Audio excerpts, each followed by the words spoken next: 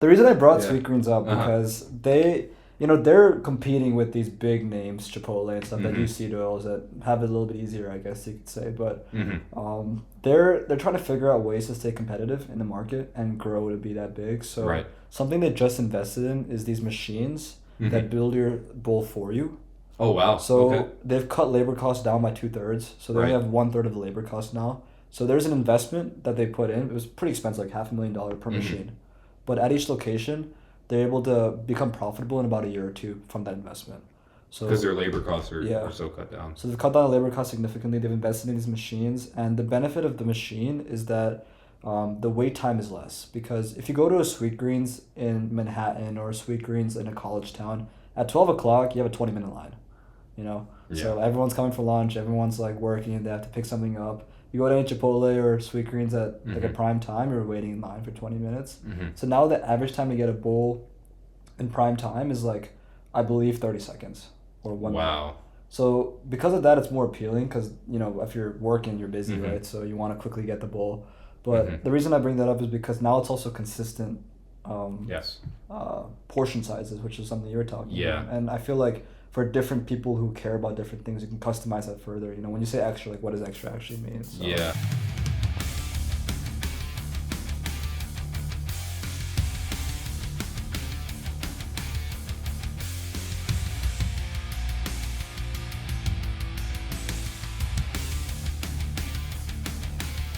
That's a really good point. I didn't know that a company was doing that yet because I've heard a lot about like robotics entering like your food spots, right? Because I do think that's eventually what, like, you're gonna go to a drive-through and it's gonna be a robot serving you food for like the servings and for the consistency and taste as well. Now that's are they the only player in the space that's doing that at the moment? That's what I've Yeah. heard. I know so Interesting. much about this because my friend did a whole research thing about comparing Sweetgreens to Cava to Chipotle. It was fun to read. Oh wow, I gotta check that out. Yeah, That's I'll send you the interesting. link. It's Yeah. really interesting. But they have a huge advantage Yeah. if that is like if that's what they're doing. Like, number one, their labor costs are down so much. Number two, more and more people are going to be going. Like, Yeah. the fact that you don't have to wait that long is Yes. just that's like unheard of. Any place you go. Yeah, Right. it's such an interesting space to Mhm. to read about because it's like the competition in the food market. Like, I mean, these names like Chipotle and Cava have grown so much recently Mhm. just because of like the increasing population of people who like going to the gym, and it's like Right. it's so interesting like how they're competing with each other too. Like, what are Mhm. like their selling points and how they're doing. So Yeah. yeah, Yeah. That's interesting. Especially for somebody who goes to the gym, they want to look for that healthy fast food option. Do you personally feel like you've like leaned towards that, like Chipotle, Qdoba, I usually go Cava? Chipotle. Chipotle. Yeah. I think that I've been trying to cut out as much outside food as possible recently. Mhm. I mean, Mhm. obviously for friends it happens every now and then, right? Right. But at least I want most of my food to be clean, I think. Mhm. And because at home it's very simple, right? Get my organic chicken, make my organic chicken. Mom Mhm. makes rice and dal, put it all together, it's good, right? Right. It's all clean, you know? Right. Yeah. And seed oils and stuff, like it's debated. They're probably not the end of the world. Yeah. But I think we just don't know yet because I don't know if you've read about like the hexane arguments and stuff where it's like when they manufacture the oils, like hexane leaks into them or something, which is some For dangerous your seed chemical. oils. Yeah. So every restaurant uses seed oils. Yeah. And if you go to like an Indian restaurant, they're reheating in plastic. Yeah, And yeah. they're using low quality dairy. So, it's fun to go out every now and then, maybe like once a week. But I typically go to Chipotle just because, for the most part, I think they are pretty healthy. Because Mhm. if you go on their Mhm. website, they disclose everything they use, which is pretty cool. Yeah. So, Mhm. I mean, the seed oil is there, but it's like, It's like, yeah. no, yeah. You kind of only have to worry about the portions that they're putting. Because like a little bit of sour cream ends up being 3 times the average amount. Yeah, man. But yeah, on their website they do actually show everybody like this is what we're giving you. These Yeah. are the like ingredients in each bowl, blah blah blah. And the honesty Yeah. is really cool for me Mhm. because like even if they're admitting to using seed oils or they're admitting to using some other like bad ingredient, they used to Mhm. tell you, okay, it's in this item, it's in this item, so Right. I know what to use, right? Right, So right. you got a chicken bowl, you're fine. So Yeah. It's not the end of the world. yeah, man. You could be eating McDonald's, right? And that could be a lot That's worse. much worse. A lot worse. Yeah. Do you feel like in your gym journey, your emphasis on cleaning has gone like up and up and up from Yes. the moment you started? Yeah. Definitely. I mean, I think that a lot of the things I picked up from when I used to like watch podcasts, like some of them have stayed, some of them have not. But I think the biggest like change that stuck with me, even through like now that I'm in this stage where I'm like not super into all the discipline related things, the one thing that has stuck is my discipline about eating clean. Because that's something that, at the end of the day, is something I care about. Right. Because I do want to live a long, healthy life, you know. Right. So I think that eating is a big part of that. So Absolutely. yeah. Right. Like, and again, people can define healthy eating in their own way, but there are certain like principles that are in place. There's a book about like longevity, about like, I think it's called The Blue Zones. It's about like these hotspots around the world where you have the largest number of centenarians, so people who live over 100. And so it's like you got one spot in Italy, one spot somewhere in the US, some spot in South America, so it's all scattered. And this book is trying to investigate some of the commonalities among these people on their diet. And one of the main commonalities they found was that most of these people are on a whole food plant-based diet. Interesting. Which is interesting because a lot of people in the gym community will be like, well, that's not building muscle, that's not healthy eating. But it's like, well, how are you defining healthy eating? Because if you're going to define healthy eating in virtue of living to the longest you can, well, then going vegan or vegetarian seems to be the ideal way. But if you're going to define healthy, sort of looking healthy or being healthy as putting on muscle and looking like a meathead at the gym, well, then yeah, you could justify eating more animal-based protein. So it's like very interesting to see how people's definitions of health, like healthy is. Yeah. But that's a really, really good book. You eat meat, right? I actually, so recently I've not. I grew up vegetarian. So for the first like 19 years of my life, I was pretty much vegetarian. And even then I didn't really like dairy, so I was kind of just pseudo-vegan in a way. I'm the same way. The same way, yeah. No milk, no yogurt. No milk, yeah. Some people just don't prefer it, right? Yeah. And then I had this mindset that like, oh, you know, I need animal-based protein to put on muscle, like all that.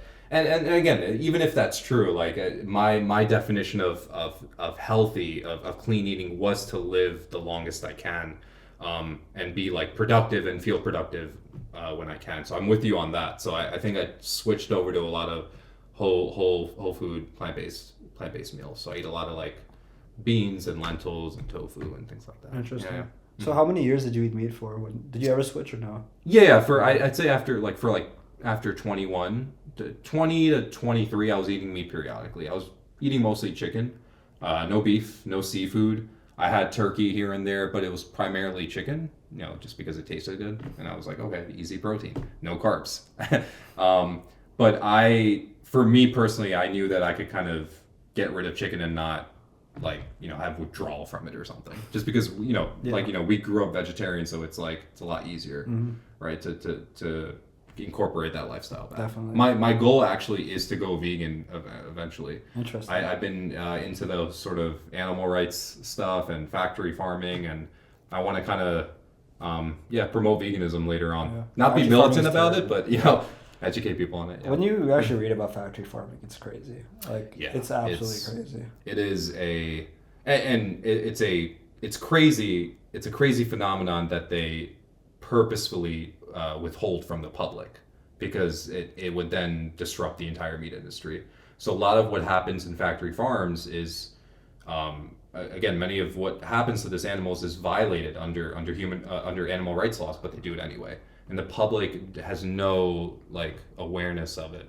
And if they were shown the videos, you know, every single human, if they have some emotional capacity, is going to feel some type of way about it. Yeah. But again, they don't want to disrupt the industry. Yeah, it's crazy because even people who kind of know it in the back of their head kind of want to avoid. Yeah. Because like, what, I'm gonna stop eating chicken? Like, there's no solution here, right? For a lot of people. For a lot of people, yeah, and quite frankly, and that's understandable because they grew up on that lifestyle and diet. It's hard to just go like 180, but maybe slowly reducing the frequency is probably the optimal way to do it. Because going cold turkey on almost anything is not really reliable at all. Yeah. So I've thought about the vegetarian diets a lot because I've read the same thing. You know, vegetarians have a longer life expectancy. Yes. They have a higher all-cause mortality. Right. Did I say that right? Oh, their all-cause mortality is decreased, right? Yes, all-cause mortality is decreased, right? Now, yeah, go ahead. Sorry. No, you're good. And I've thought about it a lot because for me, I was always thinking like, okay, does that mean that vegetarian diets are healthier? And I personally have not read enough yet to know. Right. But just a thought I had, which I'm curious, like, what you think about. You know, like, maybe it is that vegetarian diets are healthier, but when I started to dig into, like, what could the potential problems be with meat, that causes you to, live less long or have a higher propensity for cardiovascular disease or cancer, etc. I was just thinking that, okay, let's say you take the average meat consumer and look at what he's eating. Okay, well, he's probably eating a lot of beef. He's probably eating a lot of processed meat. Whether it's McDonald's or not, let's say like an 80% of meat eaters are probably extremely unhealthy with how they eat, Yes. They probably don't only eat the processed meat burger, they also probably eat the fries, all right? Yeah. Now let's look at the average vegetarian.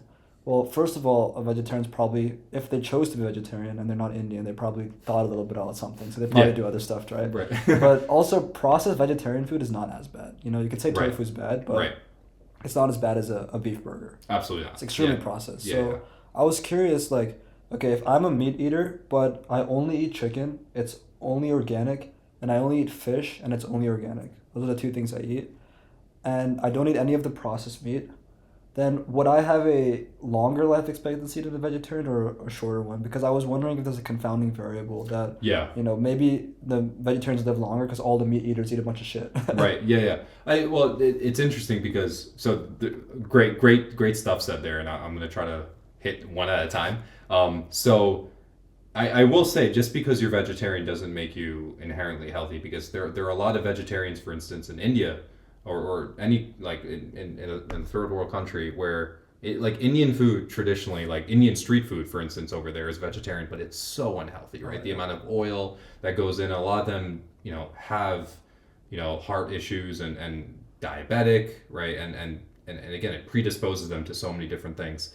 But it's nutrition's always and is a complicated science, so it's so hard to kind of pinpoint like what is the perfect like diet. I think there are some principles to abide by, right? So like staying away from processed food, like you mentioned, is like probably the most important thing, I would say. Like I think that meat eater you mentioned, eating lean fish, maybe eating organic chicken, maybe even eating grass-fed beef, right? He can live a lot longer than a vegetarian. If that vegetarian was eating Impossible Burgers, consistently and maybe eating a veggie burger at McDonald's all the time, right? He is vegetarian, but he is putting himself at risk for anything cardiovascular still. So it just because you eat meat does not mean you can't live a long, healthy life. It's just about the type of meat you're eating. Like grass-fed beef, if you are a beef consumer, is significantly different than the other types of beef, right? So, and then organic chicken is also it's not unhealthy for you. And going back to that book about those blue zones, those people were living longer not just because of their diet. Like the diet was one of the things, but also it's because a lot of these centenarians were also actually doing some sort of productive tasks, right? So they weren't like isolated members of society. They actually had grandkids taking care of them. They had the village take care of them, had them actually take on a role. So like psychologically, they were doing really well. And I think, and that's the interesting, like what's the link between that and then actually like your all-cause mortality. So there's so many factors, right, that go into it. Yeah. But I will say, like, that person who's eating organic chicken and lean fish, like, he can live just as long as a vegan or a vegetarian, if not longer, depending. Interesting. Yeah. Yeah. Mm-hmm. So when you've read, I'm sure the book shows that there's this correlation, right, Right, between vegetarians and living longer in these communities. Yes. So if you have read more about it, is there like any, I guess, reasoning or science showing like what the reason is behind why a vegetarian diet is healthier? Or I think the whole food plant-based items that they eat, they're just objectively better for your body, right? So like veggies and fruits, for instance, like they are, promoting longevity because they're doing so many things in your body, a lot more than red meat or even chicken is, right? So it's like they're consuming a lot of those things, and so in combination, it's like their body's just thanking them. It's been like, okay, we're gonna age slowly, Gotcha. and it kind of slows down the aging process, I think, which also helps them live longer as well. So it's like, I guess if you're eating veggies and fruits on a daily basis, you're eating good sources of carbohydrates like multigrain bread or brown rice, and then your fat sources are like nuts, avocado, and you're doing that consistently, then you have a good shot at living really long. But some people don't want to do that, and that's perfectly fine. Not everybody wants to live till they're 100, right? So I personally, I feel like as long as I'm doing something productive, I think I'll be fine. Yeah, I think so. I'm curious, like, what is your, did I cut you off? Sorry. Oh, I was going to ask you, what about you? Do you feel like you would be content in living that long? Oh, yeah. I want to live long. You want to live long. Yeah. Not only live long, but, you know, be able to do shit. You know? Yes. Like, I want to be in my 70s, 80s, like, able to, you know, go hiking or whatever I enjoy doing. Yeah. To the best of my ability. Right. So. Oh, that's awesome. That's the goal, man. That's still living life, right? Even at that age. And what were you going to say? I'm just curious, like, what does your diet look like right now? Because, you know, there's so many different kinds of vegetarian diets, and you're shifting more to vegan now. So, like, what do you eat? Because, you know, I've met people that only eat fruits and vegetables, and it's absolutely insane. Like, that's the only thing. There's one guy I met who was like this Brazilian jiu-jitsu national champion that tried getting on the podcast, but didn't end up like working out with schedules and stuff. But he only eats fruits and vegetables and nuts. That's it. Wow. And there's some vegetarians who eat like rice and dal all day, right? So like, where do you find like yourself in this balance? Like, what does your diet look like? Yeah. So, and again, this is a very complex question, right? Because it varies from person to person. Personally, I always have overnight oats in the morning. So I kind of pre-make my oats, put some protein powder, cinnamon, banana, yogurt, put in the fridge first thing in the morning. I'm very lazy in the morning, so I want to make sure my breakfast is ready. Eat that. For my carbs, I like to make a lot of sweet potato fries. I'll have brown rice with veggies, or some sort of Indian style rice. My protein sources are my protein powders. I use a plant-based protein powder just because I found it to be better on my gut. What's the ingredient? You know? It's pea protein. It's a bunch of different plant proteins in combination. Interesting. But actually, they tend to be a lot better for you than whey. Interesting. They have less of an effect on your gut. Even if you just have like single ingredient whey, or yes, it's still a dairy-based protein supplement, but the plant-based protein supplement has so many different these superhero like ingredients that are doing so much for your gut. Yeah. And I've never felt better using a plant-based protein powder. A lot of people shit on it for valid reasons, just because it doesn't taste the best. But I can get past that. So my protein sources are that. I'll have tofu. I'll have all types of beans. So kidney beans, black beans, soya beans. I do tofu here and there, or paneer, right? And then I have Greek yogurt as well. So I try to do a lot of different stuff. And I always make sure to get fruits and veggies in. I'm a big apple guy, cherry guy, blueberry guy, watermelon, and then for veggies I do spinach, kale, peppers, stuff like that. That's great. And fruits and veggies is not like it's helping your skin, it's helping you feel good, it's helping your brain, and a lot of people don't understand that. Like it is literally, if you eat it every day, you're objectively, your body is doing good, your mind's doing good. Yeah, and you feel so good when you eat it. Like, you know it's good. Absolutely, right? It's not like the crash you get, right? After eating something artificially sugary. What about you? How would you say your diet is at the moment? Yeah, I pretty much eat nothing processed. Okay. Very minimally. Like once in a while I'll have bread or something, right? But I pretty much only like desserts and stuff unless like once in a while you're with friends or something. Like I'm not gonna be the guy that I'm not gonna eat it. Or if I want to eat it, I'll eat it every now and then. But that ends up happening like once every 4 or 5 months or something. So, my diet at home is just chicken, rice, and then whatever kind of lentil dish my mom makes. So she'll make like rajma one day, dal one day, then she make a vegetable too, like, you know, aloo methi, something simple. So usually like those 4 main things. So carb source, just basmati rice, chicken I make myself in the oven, and then some vegetable, some lentil, and then just fruits whenever I feel like it. Wash the blueberries, strawberries. Oh wow! Are you a big breakfast guy? So when I was bulking, I was like doing oats in the morning, and then just eating chicken and rice all day. Right. Yeah. I just started cutting a couple weeks ago, so now it's like I can finally just do 2 meals a day. I feel best with 2 meals a day. With 2 meals a day, okay. Yeah. Do you find yourself like going crazy sometimes eating the same meals every day? Not really. No. Okay. I love it. That's a good thing. No, that's good. Yeah. Yeah, that's the weird thing about me, because like I've went to boarding school and high school too. Like I can eat the same food over and over again. So I'm glad I can do that. So. Well, maybe it's because, do you feel like you're a very routine person, and that kind of translates to your diet as well? Possibly. Yeah, maybe. Right? Maybe I always fall back in those old patterns. I'm the same way. I need the same exact meals. Like they can't be adjusted in any way. Yeah, that's interesting. Because it almost feels like you want your routine to be your routine, right? You want it to be consistent with it. Sometimes that plays a big role too with what you're eating, and even the timing of what you're eating. I think with like what you were raising up like clean eating and stuff. A lot of people also need to understand that the timing of eating is also really important. Like after an intense workout, it's so important to get the protein in and the carbs and fats, and then some people wait too long, and it's like you're actually not that you're doing your body disservice, but you're not optimizing muscle, muscle growth production to the best you can. So I try to, like, after my workout, I try to get my shake in, my sweet potatoes or brown rice, and then my nuts or avocado as fast as I can. And do you ever focus on timing for other reasons too, like for health reasons or sleep reasons or anything? Or sleep for sure, to get my meals in before kind of getting ready to sleep. We could talk about sleep too, which I think is so important. Getting for sleep for sure, and I think just being structured and on my routine. Yeah, man. Would you say it the same way? Yeah, I think so. I usually try not to eat too late. And right now the routine I have right now is like the best I've found at home, at least, because I think life at machines is always fun because there's always so much happening, but I think at home it can get slow and boring, and that's how it kind of felt for the first 2 months I was here. But the routine I'm in now that I started cutting, I think I'm a little happier because trying to cook everything myself and all day, it was just a hassle. It's a hassle. So with the dining hall in Michigan, it was just really easy. How's the cut going?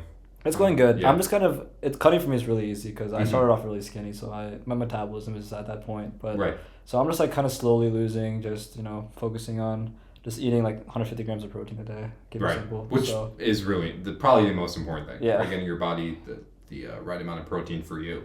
Right. So that's awesome. Yeah. Nice. So I'll just like wake up in the morning, get ready, go to the gym. I usually do that the first half of the day. Come back by around 11, 12, make lunch, eat around 1 or 2, then kind of work for the second half of the day. Sometimes I'll go to the gym again to take my sister, and then I'll probably do my ab workout or something. Okay. Come back, dinner, and then work again. So it's like lift, eat, work, lift, eat, work. 2 cycles. 2 cycles. Wow. Yeah. Wow. Interesting. So you'll come back for a second, I guess, core workout. Yeah. Right. If there's nothing wrong with that. You could stretch, do some core cardio. Still work out, not just the weights. So that's good. Nice. So it's nice. I like being there, talking to people and stuff. So yeah, it's fun. Absolutely. Do you feel like the gym community is like it's like an interesting thing because you meet a lot of like-minded people and then you start sharing ideas with each other. You make friends really easily. You feel like you've been able to do that at Crunch. Yeah. So I've actually not gone to Crunch in some time now because I mean I love Crunch. I've been going there for like 2-3 years, and I just started going to the Planet Fitness in Hillsborough just because my sister wants to start lifting. And she can go for free over there. So because like for teenagers until the age of 19, you can go for free to Planet over the summer. Right. So I've been taking her there, and there's actually a lot of people my age there, so it's been more fun to just talk to people there. Okay, that's awesome. So, I mean, I like Crunch too. I miss some of the guys there, but. I definitely think there's like more older people at Crunch though. Like, absolutely. Less, I've never ran into someone like 17, 18, 19 over there. Whereas you do with Planet Fitness. All the time. Yeah. So it's a lot easier to like talk to. Yeah. You can make friends a lot easier. No, I get that completely. You gotta do what you gotta do. Yeah. I mean, it's Planet Fitness and stuff, but after you live for like 4 or 5 years, you don't care anymore. I think that that whole we're gonna shit on Planet Fitness and stuff. I think it's so overdone. Like, it's still a gym. Like, you know what I mean? Like, if you train properly and efficiently, like,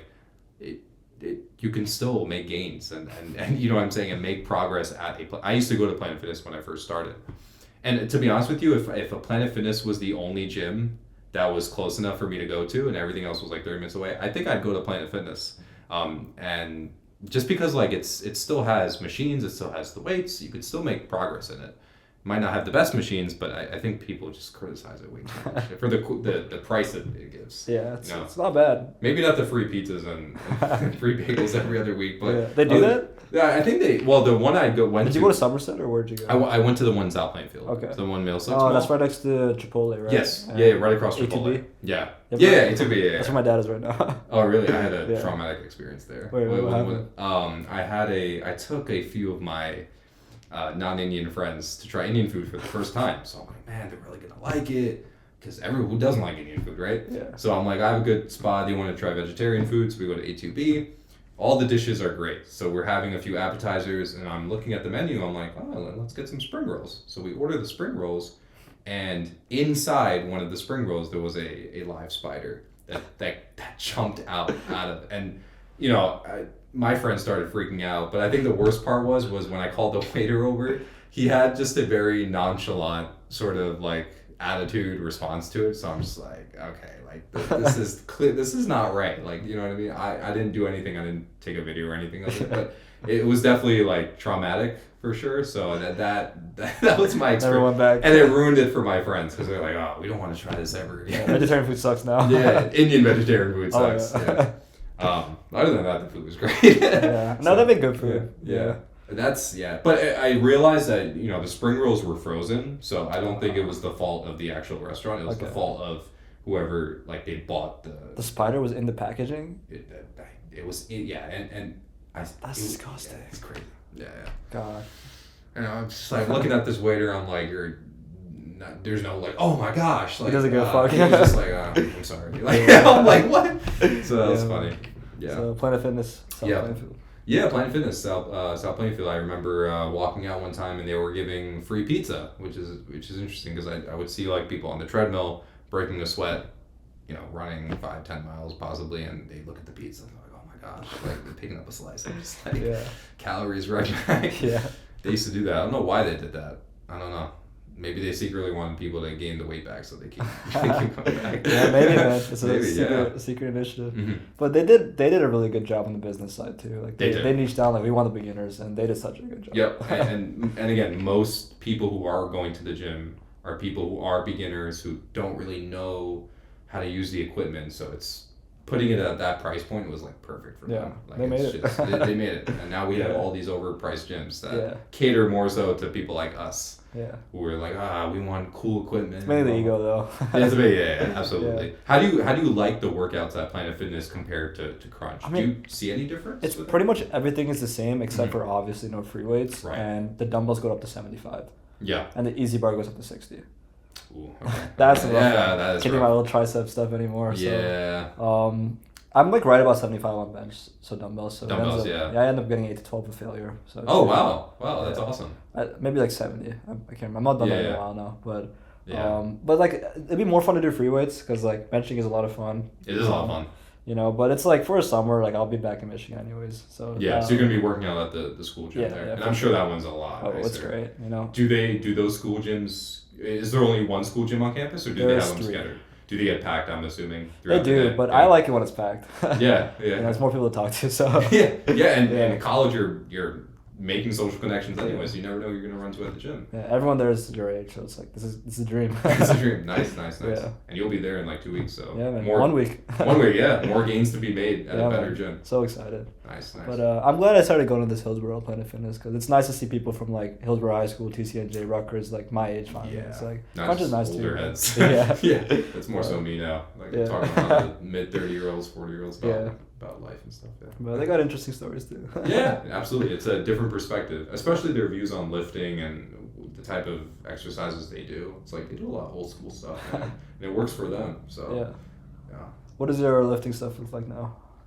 I don't stick to a set program at the moment. I've been lifting for almost a decade now. So now it's like, if I have to hit back, for instance, on a day, it's like I can come in kind of in the moment, figure out a plan I need to the moment I step in. It's just because of experience. So it's like, if I want to hit my lats, that machine's taken, let me hop on the lat pull down and do a single arm lat pull down. So it's like that sort of thinking is very very automatic for me now. Before it was a lot harder where I had to actually structure my workouts, possibly even write them down, type them in my notes on my phone. But now it's like I can kind of think of exercises on the fly, either if machines are taken or if I just want to change things up. So for me, it's like as long as I'm hitting the appropriate muscle group in the most efficient way possible, then I'm cool with that. So like for instance with back day, like your back is such a big muscle group, right? And we can't even see, right? Because like half the time you're training back, you have no it's so annoying. Visual feedback, right? You gotta like turn around all the time, or have your friends record your back to do a lat spread or something. So I broke my back training into 2 separate days. I thought you said you broke your back. Oh no! I got surprised. I paused there for a second. I broke down my back training into 2 separate days. So one is focused only on lats, so for like the width. And then another day is focused more on like traps, upper back, the sort of thickness from the side. So there's a lot of creativity when it comes to training. So it's just I'm always trying to change things up to see where I can improve. I think that's like where it's like you look at your physique and you're like, okay, what are some aspects I can improve on, or what are overdeveloped, underdeveloped. So that's the kind of line of thinking I do. Yeah. Do you have any overall goals right now? Like, I mean, this typical like bulking, cutting, but even beyond that, after a while, you start to expand out to like other fitness related goals or maintaining or. Great question. In the moment, I'm trying to bulk, so I'm like trying to get to 210. That's my goal weight. Trying to get strong. Target my weak points. So whatever muscle groups I feel like are weaker relative to the other ones, I want to improve those. And as far as like, because fitness scene is so big, right? It's not just weightlifting, right? You have calisthenics, you have CrossFit, you have Spartan races. Like there's so many different things you could do. So I kind of want to pivot to something like that, to do something fun, running a marathon or a Spartan race, or even doing like a yoga class or something. Like that's making fitness fun, and I think that's really, really important. So I want to do that too.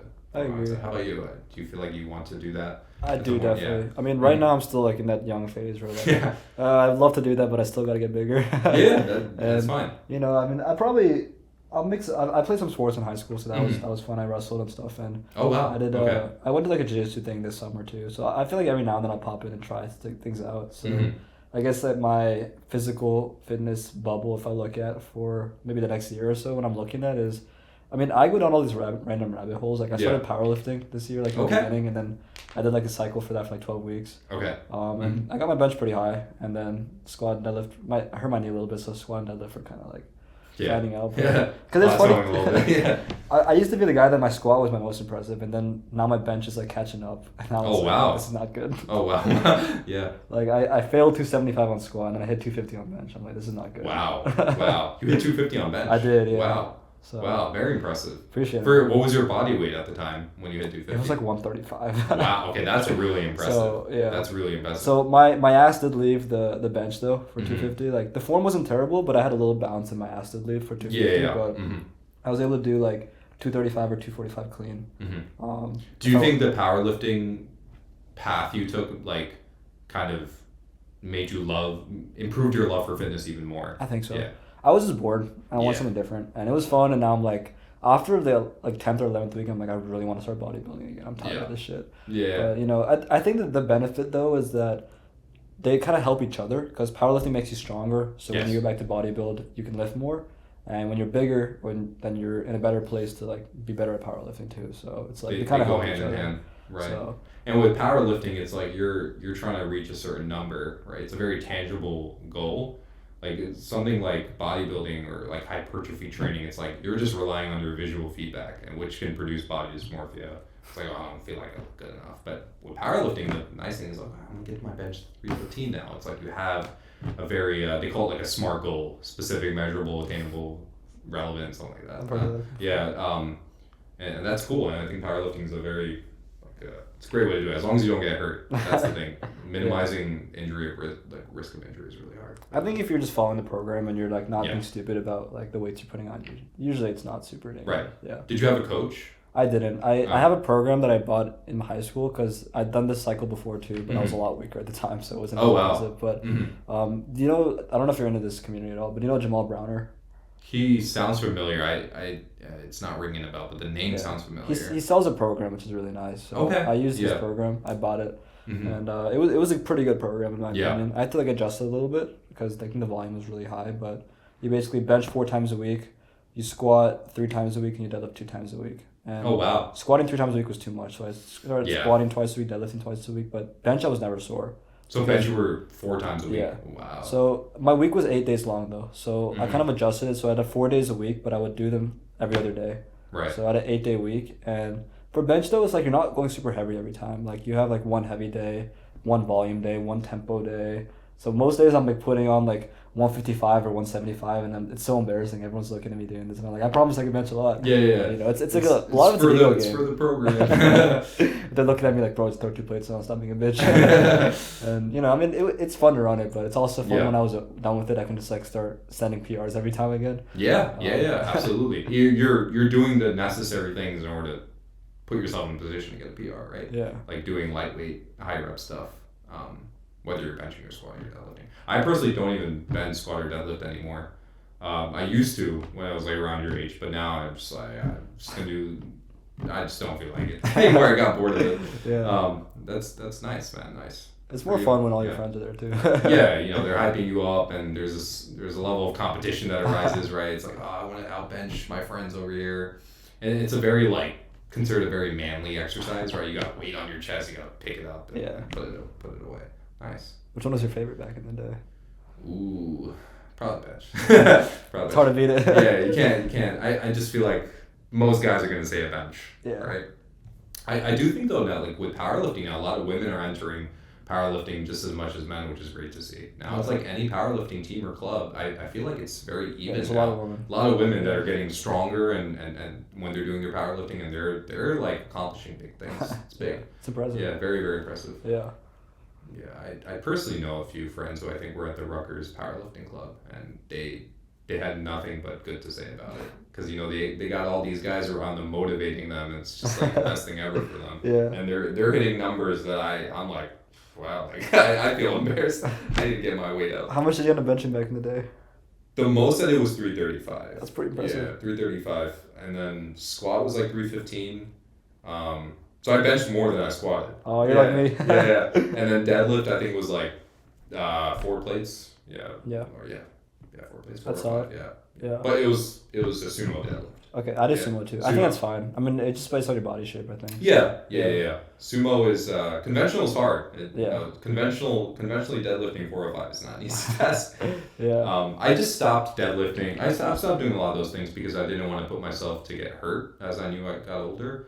I knew my form was good. I was very strict with that, but there was just a fear of me deadlifting heavy or squatting heavy or benching heavy, me getting a pec tear or me, like, you know, getting a disc in my lower back or whatever the case may be. So that was just the biggest reason why I stopped. And Yeah. I realized I'm like, you could still build muscle without doing the big 3 per se. So Yeah. Definitely. I mean, it happens, especially as like you've been doing it consistently over a long period of time. Like a lot of people get injured, and that's not Injured and something you stuff. want to get into over like some stupid deadlift that you didn't even care about that Fair, much. fair enough. Yeah, exactly. But Do you you- know, sorry. Oh, go ahead. I was gonna say that, you know, I've not been doing the big 3 now like this summer at all either. Mhm. Because I mean, I go like through these phases too. Like now I'm just like focusing on just the bodybuilding stuff. But when I'm in Michigan, I'm probably gonna want to start benching again or something. But, so.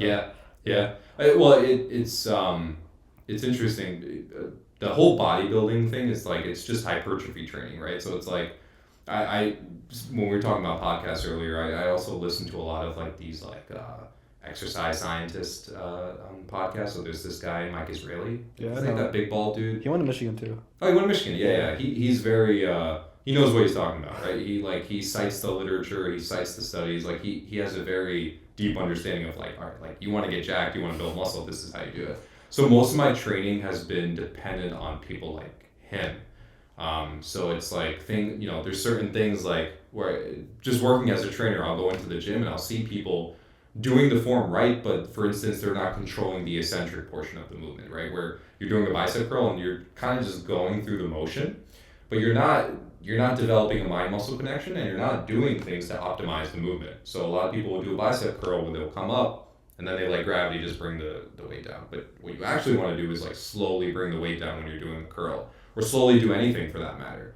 And that to me was the biggest factor that helped me improve my physique, I think, is really controlling the eccentric. It's hard because it burns like hell, but if it's burning like hell, then it's probably a good thing. So there's a lot, I think there still needs to be a lot of education with that, with a lot of people doing, because I always have to tell my clients, I'm like, you gotta slow down.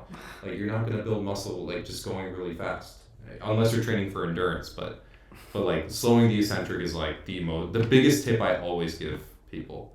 And it doesn't matter what weight you're lifting. Like, you could be doing even like a lying hamstring curl, right? People just like they'll do the movement and then they'll just quickly go back down and the machine makes a noise, but it's like control it because you want the muscle fibers to break down efficiently and then promote growth.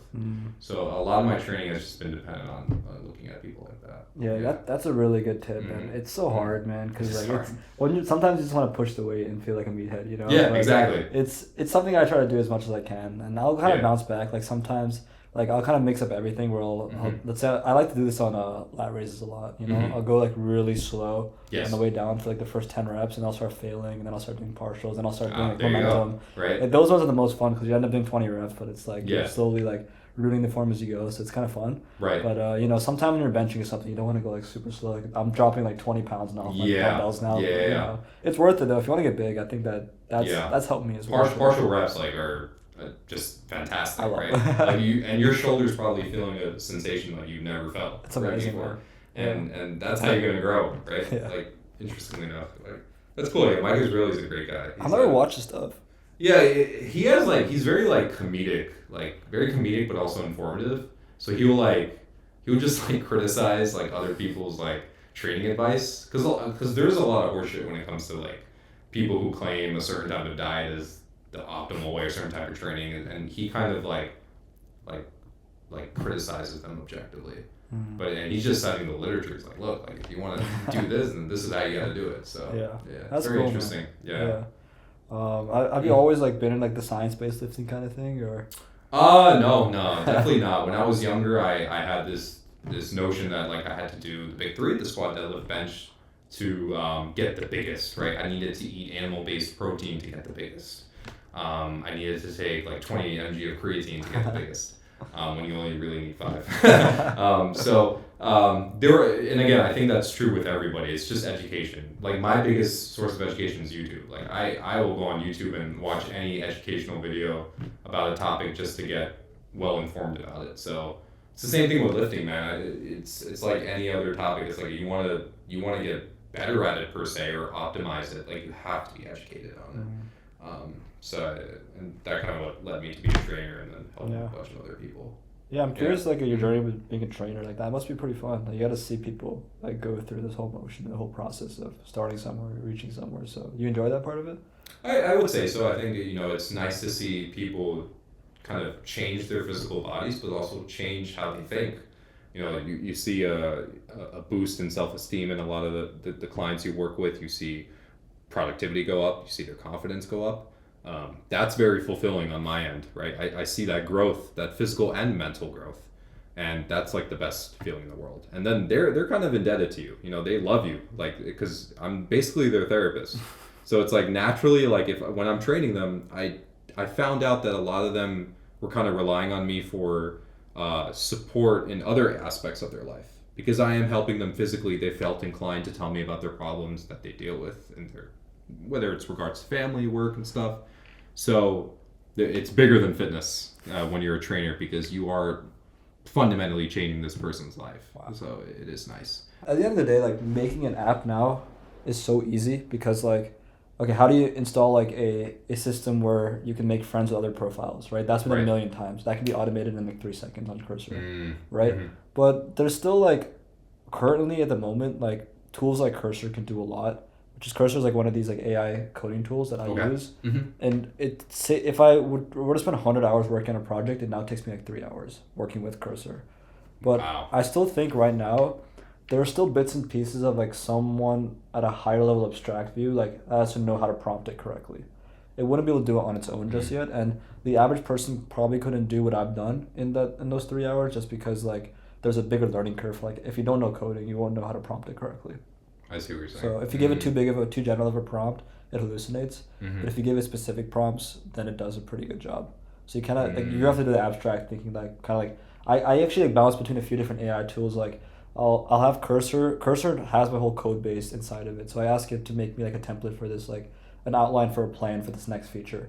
Then I'll take that, put it in ChatGPT, and then say, can you make this better? Then I'll give it back to Cursor and be like, okay, now do step 1. Okay, now do step 2. And I have to give it, I have to break it up. Interesting. It's interesting. So, wow. Yeah. So on your free time, do you play around with a lot of the AI tools? Yeah. Like there's Grok and all that stuff. I've stuck to a few that I like. Okay. I mainly just use it for like my own projects and stuff, right? So the startup I'm working on right now. I feel like that's perfect. Yeah. For that. So have you found utility with the AI tools you've been using? Oh yeah, I don't know. Like it would have been so much. We were able to develop this MVP in a couple of weeks, right? Otherwise, it would have taken a long time. I'll show you the app too when we're done. Yeah. But Absolutely. Yeah. I'm curious to see that. That's awesome. And I think it's like you're in the best environment to do things like this with the tools that you have, because they're free. So it's it's interesting. Like with ChatGPT, I feel like it's interesting to see like the prompting people do, because I feel like that's a whole social science in and of itself, because there's certain prompts that you can ask it that literally like can affect your life in a positive way. Like I've kind of like played around with it, so like I would probably use it every day just for like same here. Just like interesting things where it's like I asked it one time, like, can you provide me with 10 deep reflective questions to get to know me and my psychology, and then based off my answers give me certain like things I can work on it. I feel like there is practicality with that. Like now it's like Mhm. people are like turning into it as their therapist. It's Dude, awesome. it's my therapist for It's your sure. therapist, right? Yeah, absolutely. So it's nice. It's nice. It, Yeah. it's like you could finally get a therapist without feeling that big ego hit of like actually trying to go find one. You know? Yeah, exactly. Yeah. I had a friend who was getting charged by Verizon for something, and he was trying to get into contact with them. It was something he shouldn't have been charged on for months. And he would call and they'd be like, you got to send an email. He'd send an email like, you got to call this number. That's So he just gave his entire scenario on ChatGPT, like very detailed with bullet points, very structured. And he asked ChatGPT to like give me a solution to this, and ChatGPT gave a very comprehensive. So there's like things like that. That's I'm like, wow, amazing. that's awesome. You know what I'm saying? Like that's there's nothing else like that. It's so good at making like game plans, like step one, step Yeah. two. It's like the best at It's that the for best whatever at- you want to yeah, do, right? Absolutely. But I think that if I look at, I feel Yeah. like if I look at the biggest areas I've grown Mhm. over the last 6 months, a lot of it has come from like long conversations with ChatGPT. Because I don't know if you have, do you have ChatGPT like Plus or Premium? I don't have the premium version. Yeah, if you pay the $20 a month, Mhm. it becomes very interesting because it becomes extremely personalized, because the entire chat base, like your entire chat history, it has access to, and it's like if I asked it a question right now, like what are 3 things I can do today, it already knows like everything I do in my life because I've talked to it. Is that only with the premium version? I believe so. I don't know if yours. So, interesting. Well, I think with the free version, it definitely logs or keeps track of some of the history, but Like the memories. the memories and Okay, stuff, maybe yeah. snippets of it. But I think based on what you told me with premium, it sounds like the That's moment you everything. start, Yeah. but you have to also like give it information about you in a way, right? Like, Over time. Over time, right? Yeah, because the memories feature was like alright because you have limited memories you can store in Right. the memory feature, and they're often like very like small like, but now with it, it's like it has access to like every chat you've ever had with it, and that's its whole memory base. Yeah. It's like if I bring up like a topic like the podcast, since I've had like thousands of conversations about the podcast, I'm like, hey, give me ideas for how I can make the podcast better. It knows everything about the podcast, every episode I've done, everything I've talked about it with it. That's right? very interesting. It knows exactly what equipment I use because I've had conversations It about knows that. you on a fundamental Yeah. level. It's like Yeah. it knows everything about me, which is Yeah. crazy. But I think because of that, like when I ask it personal questions, it knows a huge context about like some of the personal problems I've gone through, the personal things I'm thinking about, which is kind of scary. But the personalization around it is absolutely insane. Like I feel like it's helped me grow Yeah. so much. Because the strategies that it will give you are best suited based off your problems. And Yeah. you're like, oh shit, like I Like- didn't think about that, right? It's kind of like what you did. Like you took the 10 questions. It learned a lot about you, and then it was able to personalize it. Yes. But imagine that. But instead of those 10 questions, that's every chat you've ever had with it. Yeah, that's insane. That's something that not even a therapist can do, because a therapist is not going to know every single detail about your no matter how long you've spoken to that person. But there might be certain things, small details that the ChatGPT picks up on that affect its how it responds to your Yeah. situation that you give it. I mean, That's really interesting. There's a little bit of fear with that too, because it's like, oh man, like basically they know everything about my life. You know what I If mean? anyone gets access to that, that might be fucked. Yeah, that's interesting. Are you like so I'm also really into philosophy, so I actually joined a philosophy club in that's New cool. York. So every Wednesday I've been going to different parts of the city with my friends, and you kind of just sit at a table with a bunch of people. Some of them are philosophy majors, some of them are just ordinary people, and you talk about these like really deep philosophical Interesting. issues. And they were talking about AI, and one of them where they were asking, are you fearful of AI in the sense that there's a handful of people who work in AI space who are fearful of AI when it gets a lot more intelligent than we do. Like, what are the sort of problems that may arise? But then I'm like, I was just like, I feel like that's like with any new tech. There's always a subset of people who are fearful of it. Whether it was social media or like the internet, there's always going to be something. Are you like, because people are already worried about AI taking jobs. Like, for instance, like the trucking industry, like there's already a lot of startups and companies. There's this company, my brother and I invested in the market. It was like Aura or something, AURORA or something, based in Texas. They're an autonomous trucking company that has this, that they're claiming as it's a great concept, eventually and people are fearful that truckers are going to lose their jobs. So it's affecting job markets in so many different ways.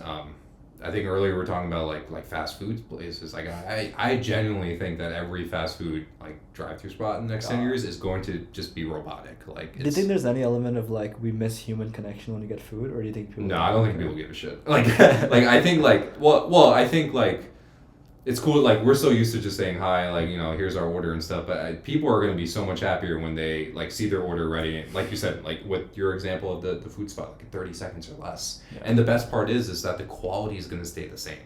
Like there's nothing about any fast food spot you go, it's not the best burger or Taco Bell order or whatever bowl is that you've had. So the consistency and quality, I think, is like that's trumps everything. Yeah, it's just a robot making it, right? Yeah. So. That'd be crazy. Yeah, that'd be nuts. That'd be insane. But then also like jobs, right? Like a lot of people do work those jobs, so it's gonna be interesting with them.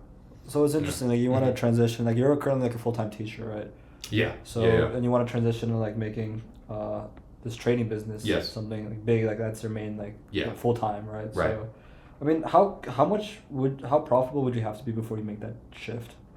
I think it's less about profitability, more it's about consistency. It's hard to just give a number. I think once you've proved to yourself that you can consistently do this, if you're making $100 a day consistently for 2 months, like I think that's a good reason to go full time. Then you just start playing with more capital and follow your risk management rules, and you go from there. But it is some people make it out to be like, oh my God, like you're trading full time, that's amazing. But it's like, well, it's a very lonely profession, right? You're staring at a screen all day. You miss the human interaction component. But you are working for yourself. So I think that is like, and the best part is you can travel and you can do this, right? I could travel somewhere and bring my laptop and my setup and still do that while enjoying vacation. So to answer your question, I think it's just to have that consistency. That is the most important thing. So when I first started, I would journal every day. I still have my notebook at home. So every single trade I took, I would write down what my thesis was for that trade, what my risks, my stop loss, my risk to reward, everything. And if the trade was a loss, I would write where I went wrong with the execution of my trade.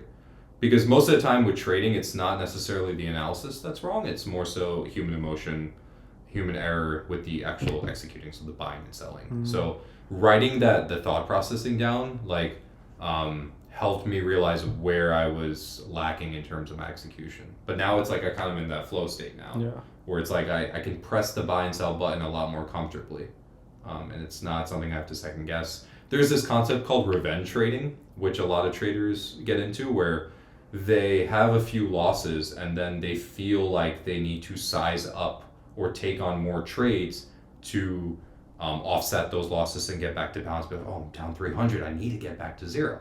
That's the wrong mindset, because you then start forcing trades that should never be forced, setups that aren't even there. And then you just enter a vicious cycle where it's like you're going to find yourself in a deeper hole. So I used to have that issue a lot. That was one of the things I realized when journaling. It's like I am revenge trading a lot. If I'm down a certain amount of money, close my laptop, I move on for the next day. Easier said than done. Nobody wants to lose money on any given day. That to me is like the biggest, the hardest thing to overcome is that. Because you're seeing that negative balance and you're just like, I could take a trade right now and let me get back to break even. But it's like, unless the setup is there, and then you should take that. Yeah, so. I've heard so many stories, man. Yeah, I mean, it's people treat it like gambling, right? Yeah. The thing is, I had a mentor who taught me all like this. Like I found this Discord community, very like exclusive community. He's got like 40 people in there. Futures. I happened to get into it, and I paid for his Discord, and he's great because he has all these, like, it's like a college class where it's like a lecture on each different tool to use, and he's like, in my opinion, he's like the best trader I've ever seen. So he helped kind of guide me with that. So thanks to him. You never know who you're gonna meet even in trading. Yeah. He's like a 32-year-old living in Cleveland with his animals in a little apartment. He's he's cool. He's a cool dude. Yeah, man. Yeah. I mean, trading's not for the faint of heart, you know. Yeah, like, there's absolutely. a huge psychology, right? And I've heard about those stories of revenge trading all the time. And, right. Those rabbit holes can get deep. And get deep, yeah. Losing so much money. That's why most people don't do it. Because I always thought to myself, like, trading seems like so profitable and so nice. Like, why doesn't everyone hop on it? then I'm like, I start reading about it. So yeah, people fuck themselves over trying to do this shit. Yeah, You know? So exactly. Because of human emotion, right? Human emotion is the biggest like bottleneck to training success. But it is also the case that there are better methodologies than other ones. Like people might just say, well, like I found this like, you know, training strategy that works 80% of the time. Like there are only a select few strategies that work. For your startup, well, when you were like thinking about like doing it and stuff, like how do you? Because I found myself motivated with training to learn more and more every day. Were you were you motivated every single day to keep it going? Were there times where you're just like, I don't know if this is gonna work? Like I feel like I'm working too hard. I'm not reaching my goals yet. What was that like? I dealt with that sometimes with the podcast because I started this podcast October 2023, and quite some time. Yeah, and I've done an episode every week since then. So I think that part gets challenging sometimes because sometimes getting someone every week is hard. Yeah. Getting 116 guests together is like not easy, right? That's very. And at university, it's not that hard. I feel like there's always guests everywhere. But at home, like some are slower, like trying to get one a week. I mean, at university, we're doing 2 a week, like for 3 months, I think, at the end of the school year. But there are moments with the podcast where I started thinking about like, damn, I put so much time into this. Am I even gonna get anything out of this, right? Because the growth has been extremely slow. Right. And I think my mindset about that has improved with time because I think through the volume I've learned like what makes a successful podcast, right? The people that made it out they had a few similar traits that I realized that's what I would need if I were to become successful, right? Now, for the first year, I thought the only thing that mattered was being a good podcaster, so I doubled down on that. I improved my speaking ability and my charisma, and I tried to improve on those skills, but I realized that wasn't even the main thing. A bigger thing was that all these podcasts that grew, they started with a niche. Even Joe Rogan, even Lex Friedman, they all started with a niche, and then they grew that audience through there. And then their next step came when they landed one big popular name guest that everyone knows. Yep. Right? And if it was a good episode, then you land a second one and a third one. And that's how everyone takes off. You know, you look at any podcast, follow that formula. They started with a niche topic, they get one big guest name, and then they can start to grow from there, right? And you're not, even if you have a Navy SEAL on your podcast, no one's gonna watch it if it's not Jocko Willink. You know, like the Navy SEAL title does not really matter. And I've had a Navy SEAL, I didn't even do that well. You know. Right. It has to be a name that people. Yeah. Like most people would know. One thing we're trying to do right now is like make it more of like a Michigan podcast. So we just rebranded it. So I used to call it the Barua podcast. Now we calling it Nexus by Shaurya Barua. So it's more of like a familiar name people can tie to. And the description is the #1 student-led podcast in Michigan. And I think I was able to put that statement on there because there's not that many I could even find to begin with. And even if there's a bigger sub count, they barely post, right? Like the last post like 3 years ago. So I think I can confidently say that we want to make it like, if you think of Michigan, you think of this podcast, and try to narrow down our guest selection to people from Michigan and make them super high quality. So do better on guest outreach. So that way we have a niche that like, okay, people are watching it because they care about what Michigan people are up to. And if that goes well, then try to land a big popular Michigan name like Mike Israelite one day or like Tom Brady one day. And then you get your audience, and then you can try to keep snowballing. That's a really good approach. Yeah, but hopefully it works. I mean, I think it's got that cultural aspect to it. I don't know. It's cool, interesting. But with the startups, like going back to your question, I just enjoy building it, and it's kind of fun to me. So I'm not yet hit a roadblock in that, because there is a time investment, right? And I guess we're still early that it's probably not hitting me yet, but I kind of know that most ideas are probably not going to work, and I'm not only doing it for the financial gain. I mean, obviously we all want that, right? I mean, if one of these work, then we're set. Yeah. But I would more do it because I find it satisfying to feel like I've built a lot of things and I have them like a pile of them, right? That to me is what's fun about life. So even if some of them I throw the dart and it misses completely, like at least we'll have a bunch of ideas that have tried to become life. So that motivates me, I think. Yeah, and fully knowing that some of them are going to be failures, and that's fine because, like you said, you have the other options, but you also learn from those failures that you apply to the successes, right? That's awesome. Yeah, that's just life, right? Like everyone's going to have a failure in life or a setback, we could say. Yeah. Right, but it's bound to happen. It's better than just pulling one idea out and seeing if it works, but like throwing all these ideas out and be like, all right, let's see what's going to click. Yeah. It's going to take off. I've read a lot of I used to read a lot of books too, but I think one of them that has stuck with me, that one person I really like is Alex Hormozi. I think his teachings have actually helped me in my opinion. Yes. Because I think a lot of business books and YouTube videos have a lot of fluff. Yeah. And sometimes you go down that rabbit hole just watching, pretending you're learning, Yeah. not doing shit. Yeah. Now it's like I'm better about that. Like my work task is work, not learning. Like I used to just watch videos all the time, and All I the think it's time. good to watch videos after you've done your work. But Yeah. I mean, I have that book over there, $100 Million Offers. Like easily the best business book I've ever read. And Really? I apply those skills to this day. Oh So, wow. I mean, Wow. I'm sure you've heard his name. Yeah, absolutely. I love that guy. Yeah. I gotta check it out. Yeah. I have to get back into reading because it's hard to maintain that. For Yeah. sure. But you can flip through it. It's like you said, book right on the bottom is thin. Like the book underneath, like all the way on the bottom, underneath the ultra processed people. Mm-hmm. It's a thin book. It's like 100 pages, and it's literally just. It's almost like it's so obvious that why doesn't everyone hop on this? It's like it makes so much sense, but really about reframing how you think about how you want to sell something. So I love book like Atomic Habits. Yeah, like fits in that category. I actually haven't read that one yet. That's a good. Yeah, it's the same sort of concept, right? Yeah. Like things that are directly going to improve your life. That deals more with psychology, I guess, but or just habit making stuff. Yeah. Cool, man. Yeah. I know you got to head out soon. No, dude, this is great, bro. I'm glad you came, man. I mean, we talking about a good amount of stuff. I feel like talking about like veganism and we got